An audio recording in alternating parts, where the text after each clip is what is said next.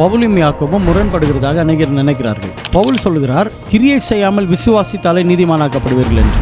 ஆனால் யாக்கோபு சொல்லுகிறார், இல்ல விசுவாசம் என்றாலே கிரியை செய்ய வேண்டும் என்று. அப்ப பவுல் சொல்லுகிற கிரியை இல்லாத விசுவாசத்தை நம்புகிறதா, அல்லது யாக்கோபு சொல்லுகிற விசுவாசம் என்றால் கிரியை செய்ய வேண்டும் என்று சொல்லுகிறத நம்புகிறதா? இருவருமே முரண்படுகிறார்களா, அல்லது வேற வேற விஷயத்தை சொல்லுகிறார்களா, அல்லது இரண்டுமே சரியா? இவைகளை தான் இப்பொழுது நாம மோஸ்ட் மிஸ் அண்டர்ஸ்டூட் ஸ்கிரிப்சர்ல நம்ம பார்க்க போகிறோம். வெல்கம் டு ட்ரூத் இன் தமிழ். நான் போதகர் ஜேக்கப் ஜெயராஜ். இவர்கள் என்னுடைய மகள் ஹானா அசியல் ஜெயராஜ். ரோமர் 4:5 சொல்லப்பட்டு இருக்கு. பவுல் சொல்றாரு, கிரியை இல்லாம இயேசு சுவாமியை விசுவாசிக்கிறதே அவங்களுக்கு நீதியாக எண்ணப்படும்னு. ஆனா யாக்கோபு 2வது அதிகாரம் 17வது வசனத்துல பார்க்கிறோம், கிரியை இல்லாத விசுவாசம் செத்தது என்று. அப்ப 2 பேரும் முரண்பாடு படுகிறாங்களா, இல்ல எப்படி? ஓகே, குட் கொஸ்டின் மக. சில பேர் அதை யோசித்து இருக்க மாட்டாங்க, நீங்க யோசித்து இருக்கீங்க. ஆனால் அநேகர் இப்படிதான் ஒரு கேள்விக்குறியாவே இருக்கு. எதை நம்புகிறது, ஏன் இப்படி சொல்றாங்க? சிலர் 2 பேரும் கான்ட்ரடிக்டா இருந்தாங்களா அப்படின்லாம் நினைக்கிறாங்க. அப்படி இல்லவே இல்லை. வேத வசனம் எப்பொழுதும் முரண்படாது. நன்றாக புரிந்து கொள்ள வேண்டும். பவுல் சொல்லுகிற சூழ்நிலையே வேற, பவுல் சொல்லுகிற ஆடியன்ஸ் வேற, யாக்கோபு சொல்லுகிற ஆடியன்ஸ் வேற. பவுல் சொல்லுகிறது ஜூடாயிசர், அடுத்தது ரோமாபுரியில சில கிரேக்க கிறிஸ்தவர்கள் இருந்தாங்க. இவர்கள் இருவருக்கும் ஒரு பிரச்சனை என்னன்னா, நம்ம செய்கிற நல்ல காரியங்கள் அல்லது ஓல்ட் டெஸ்ட்மென்ட்டினுடைய அந்த லா அதை பின்பற்றுகிறது மூலமா நம்ம ரட்சிக்கப்படுவோம், இது போலலாம் பிரச்சனைகள் இருந்ததாங்க. அதை அட்ரஸ் பண்ண தான் பவுல் சொல்லுகிறார், ஒருவன் கிரியை செய்யாமல் ஒரு மனுஷனை நீதிமானாக்குகிறவர் மேல விசுவாசம் வைத்தாலே அந்த விசுவாசமே அவனை நீதிமானாக்கும் என்று. அதாவது பவுல் சொல்லுகிறது, ஒரு மனுஷன் ரட்சிக்கப்பட எந்த நல்ல காரியமும் அவன் செய்ய வேண்டியதே இல்லை. அது அவனுக்கு தேவனே சம்பாதித்து கொடுத்த இலவசமான ஒரு கிருபை.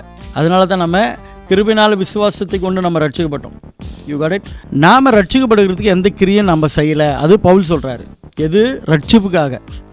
யாக்கோபு சொல்கிறது, இப்போ நீங்க ரட்சிக்கப்பட்டுட்டீங்க, ரட்சிக்கப்பட்ட பிறகு நீங்கள் அந்த ரட்சிப்புக்கு ஏற்ற கிரியை உங்களுக்குள்ள இருக்க வேண்டும். இரண்டுக்கும் உங்களுக்கு விளக்கம் தெரியுதுங்களா?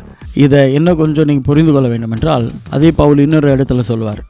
எபேசியர் 4:12 நினைக்கிறேன், பரிசுத்தவான்கள் சீர்பொருந்தும் பொருட்டு. அப்போ ஏற்கனவே பரிசுத்தவான், அவன் என்ன சீர்பொருந்தணும்?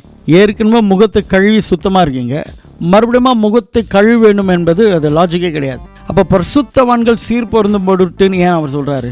அதுதான் இந்த இடத்த கனெக்ட் பண்ணும். பாருங்க, பவுல் சொல்லுகிறது, நம்ம எந்த கிரியையும் செய்யல, அவர் விசுவாசித்தோம், இலவசமாக ரட்சிக்கப்பட்டோம். இப்போ யாக்கோபு சொல்றது ரட்சிப்பு ஏற்ற காரியம் இல்லை. நீ ரட்சிக்கப்பட்ட பிறகு உன் விசுவாசம், இரக்கம், மற்றவங்களுக்கு உதவி செய்கிறது கிரியை இல்லைன்னா நீ ரட்சிக்கப்பட்டது ஒன்றுமே இருக்காதே. அதனால தான் பவுலுங்க சொல்றாரு, பரிசுத்தவான்கள் சீர்பொருந்து பொருட்டு.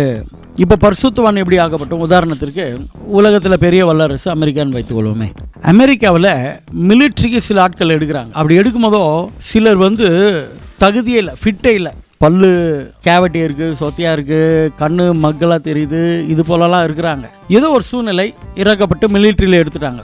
உதாரணத்துக்கு எடுத்துட்டு பிறகு அவங்க அன்றாட வாழ்க்கை எப்படி தான் வாழணும்? அதற்கேற்ற ஒரு வாழ்க்கை அவங்க அந்த மிலிட்ரி ட்ரெஸ் போடணும், காலையில் எழுந்துக்கணும், ஹேர் கட்டு எல்லாமே மேட்டர். புரியுதுங்களா?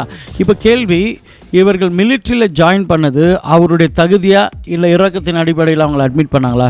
இரக்கத்தின் அடிப்படையில். அதே போல தான் நம்ம ரட்சிக்கப்பட்டது தேவனுடைய இரக்கம், அவரை விசுவாசித்தோம். இப்போ மிலிட்ரியில் ஜாயின் பண்ணப்பட்ட பிறகு தகுதி இல்லாதவர்கள் அவங்க நினைச்ச மாதிரி முடிய விட முடியுமா?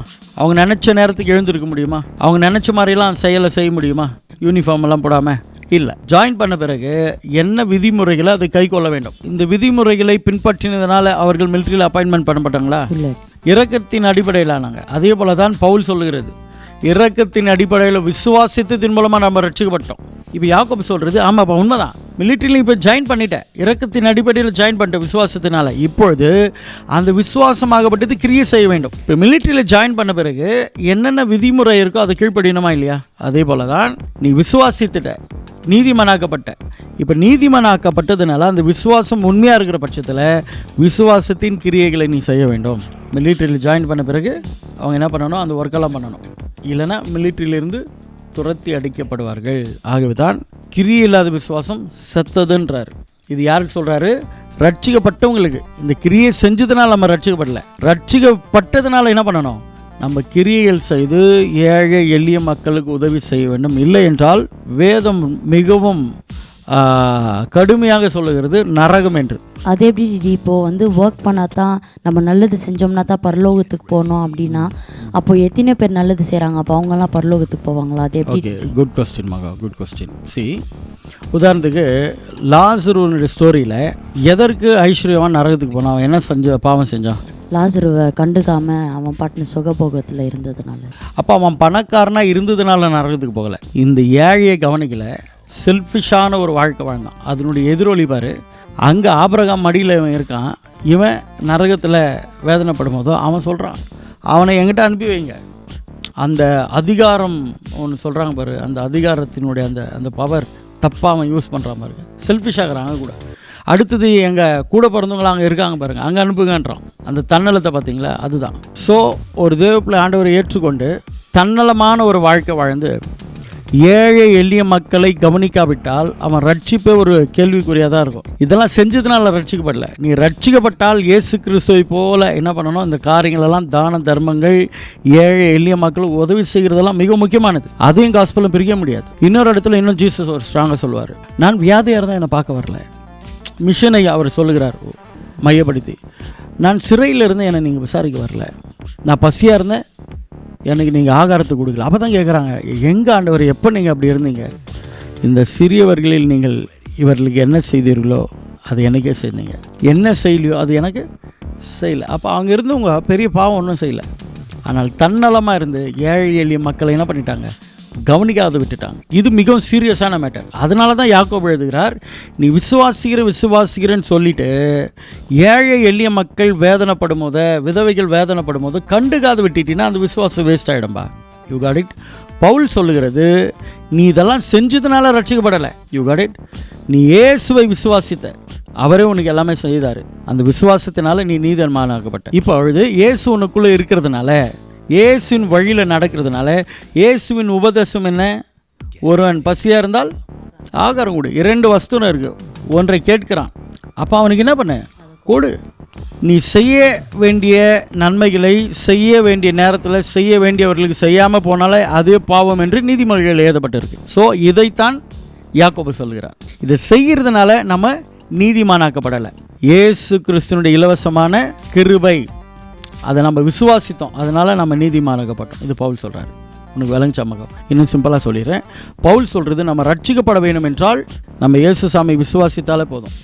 வேறு என்ன தான தர்மங்கள்லாம் ஒன்றுமே தேவையில்லை, விசுவாசித்து. யாக்கோபு சொல்கிறது எஸ் விசுவாசித்தது. இப்போ அந்த இயேசுவின் தன்மை உங்களுக்குள்ளே இருக்கணுமே. நீ ரட்சிக்கப்பட்ட பிறகு ஏழை எளிய மக்கள், கணவன் இல்லாதவர்கள், தேவைப்படுகிறவர்களுக்கு கிறிஸ்துவம் உதவி செய்கிறது தான் முழுமையான ஒரு காஸ்பலாக இருக்கும். அப்போ ரட்சிக்கப்பட விசுவாசம் தேவை. விசுவாசித்து நீதிமானாக்கப்பட்ட பிறகு அந்த விசுவாசத்தினால கிரியைகள் நடக்க வேண்டும். அன்பில்லாத விசுவாசம் உப்பில்லாத பண்டத்திற்கு சமானம். ஸோ பவுலும் யாக்கோபும் முரண்படவில்லை. பவுல் சொல்லுகிறது ரட்சிப்புக்கு வேண்டிய விசுவாசம், யாக்கோபு சொல்லுகிறது நீங்கள் ரட்சிக்கப்பட்டுட்டீங்க, அந்த விசுவாசம் இயேசுவை போல ஏழை எளிய மக்கள், தேவையுள்ளவர்களுக்கு கம்பேஷன், இரக்கத்தின் அடிப்படையில் நாம் கிரியைகள், உதவிகளை செய்ய வேண்டும். இல்லை என்றால் விசுவாசியும் விசுவாசிக்குது, நடுங்கிறது, ஆனால் கீழ்ப்படுகிறது இல்லை. அப்போ விசுவாசிக்கிற நாம தேவனுடைய வார்த்தை கீழ்ப்படிந்து ஏழை எளிய மக்கள், விதவைகள், திக்கற்றவர்கள், அவர்களுக்கு உதவி செய்ய வேண்டும். இந்த இடத்துல ஒரு காரியத்தை சொல்லி முடிக்க போகிறோம். அநேக போதகர்கள் ஆண்டவர் கொடுக்க வேண்டும் என்று போதிக்கிறோம். நல்லது, கொடுக்கறது மூலமாக ஆண்டவர் ஆசீர்வதிக்கிறார். அதே சமயத்தில் ஏழைகளுக்கு விசுவாசிகள் உதவும் கற்றுத்தர வேண்டும். சபை அதை செய்ய வேண்டும். ஏனென்றால் ஏழைக்கு இறங்குகிறோம்னு கர்த்தருக்கு கடன் கொடுக்குறான். May God bless you. நிகழ்ச்சி உங்களுக்கு பிடித்திருந்தாலும் மற்றவங்களுக்கு ஷேர் பண்ணுங்க, இதை குறித்து பேசுங்க. பவுல் சொல்லுகிறதும் யாக்கோபு சொல்லுகிறதும் கான்ட்ராடிக்ட் கிடையாது. பவுல் ரட்சிப்புக்கு வேண்டிய விசுவாசத்தை சொல்லுகிறார். அப்படி ரட்சிக்கப்பட்ட பிறகு நீங்கள் அந்த விசுவாசம் அன்பின் அடிப்படையில், அன்பில்லாத இரக்கமில்லாத விசுவாசம் பிரயோஜனம் இல்லை என்று அந்த விசுவாசத்தை எப்படி செயல்படுத்த வேண்டும், கிரியையில் வெளிப்படுத்த வேண்டும் என்று யாக்கோபு சொல்லுகிறார். வேதம் என்றைக்கும் முரண்படாது. May God bless you.